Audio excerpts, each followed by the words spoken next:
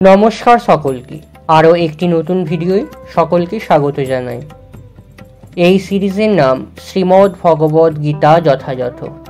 এই সিরিজে প্রতি শনিবার একটি করে ভিডিও আসবে, যার মধ্যে আমি আপনাদের গীতার প্রত্যেকটি শ্লোক, তার বাংলা অর্থ ও তর্জমা করে বলবো।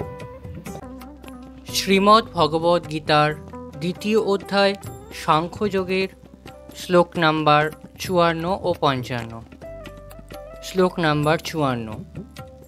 অর্জুন উবাচ স্থিতপ্রজ্ঞস্য কা ভাষা সমাধিস্থস্য কেশব স্থিতধি কিং প্রভাসেত কিমাসিতো ব্রজেত কিম। অর্জুন বললেন, হে কেশব, স্থিতপ্রজ্ঞ অর্থাৎ অচলা বুদ্ধিসম্পন্ন মানুষের লক্ষণ কি? তিনি কিভাবে কথা বলেন, কিভাবে অবস্থান করেন এবং কিভাবেই বা তিনি বিচরণ করেন? তাৎপর্য: বিশেষ অবস্থা অনুযায়ী প্রতিটি মানুষেরই যেমন কোনো না কোনো লক্ষণ থাকে, কৃষ্ণ ভাবনাময় মানুষেরও সেই রকম চলা বলা, চিন্তা ভাবনা, অনুভূতি আদি বিষয়ে বিশেষ বিশেষ কিছু প্রকৃতিগত লক্ষণ থাকে। একজন ধনীর কতগুলি লক্ষণ দেখে যেমন বোঝা যায় সে ধনী, একজন রোগীর কতগুলি লক্ষণ দেখে যেমন বোঝা যায় যে সে রোগী, একজন জ্ঞানীর লক্ষণ দেখে যেমন বোঝা যায় সে জ্ঞানী, তেমনি শ্রীকৃষ্ণের অপ্রাকৃতিক ভাবনায় মগ্ন কোনো ভগবত ভক্তের বিভিন্ন রকম আচরণেও বিশেষ কিছু লক্ষণ দেখা যায়। ভগবত ভক্তের এই সমস্ত লক্ষণের বর্ণনা ভগবত গীতাতে পাওয়া যায়। এই লক্ষণগুলির মধ্যে সবচেয়ে গুরুত্বপূর্ণ হচ্ছে তিনি কিভাবে কথা বলেন, কেননা কথা বলাই যে কোনো মানুষের সবচেয়ে গুরুত্বপূর্ণ গুণ।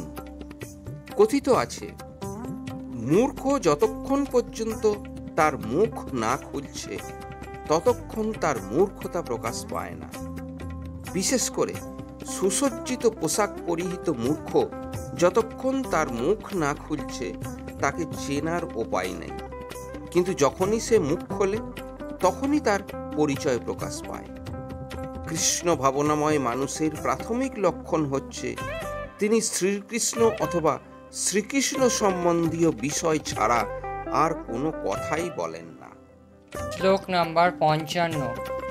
শ্রী ভগবানুবাচ প্রজাহতি যদা কামান সর্বান পার্থ মনোগতান আত্মন্যেবাত্মনা তুষ্ট স্থিতপ্রজ্ঞস্তদুচ্যতে।